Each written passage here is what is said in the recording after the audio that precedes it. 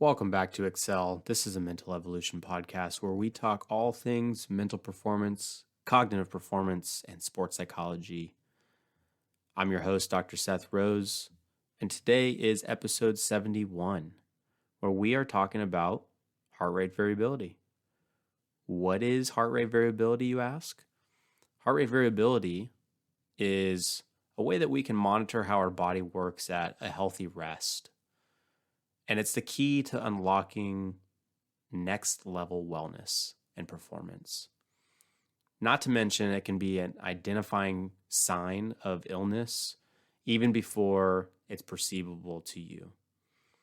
One of the hero metrics that's out there is HRV. And what HRV is it's a psychophysiological mirror.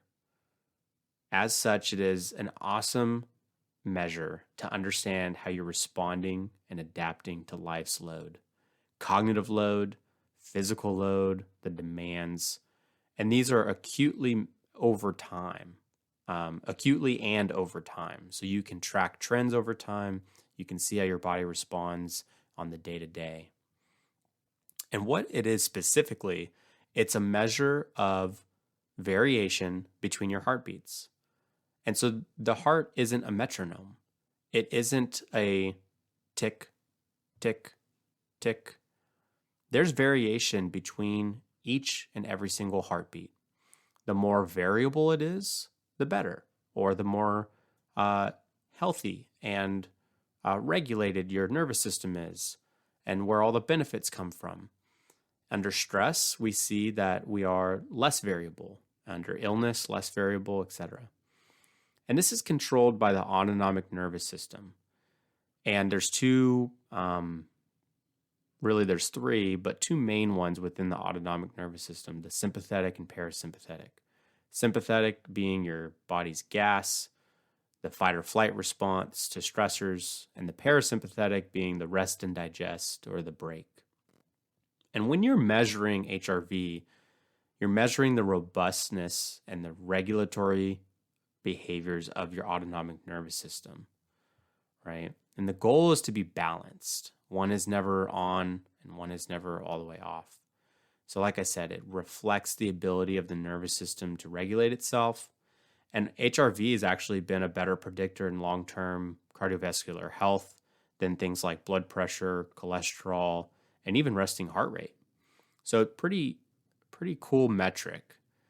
Now, the more variable between the heartbeats, the healthier, the more capable the heart is, the more flexible the heart muscle is, the more you'll be able to respond and adapt to demands, stressors coming your way. So you can be like flexible and adaptable, like a boxer on their toes, right? And when you're in any combination of the following, such as being hungover or drinking or overfed or jet lagged or underfueled, or lack of natural light, or sleep deprived, or dehydrated, or if you have low muscle tone, or low cardiorespiratory fitness, lack of purpose, all these little things, right? Control, connection, and support. All of these things can impact our nervous system, and it will compromise the nervous system, and we would probably see lower HRV because of it. Now you can see that the autonomic nervous system is very sensitive.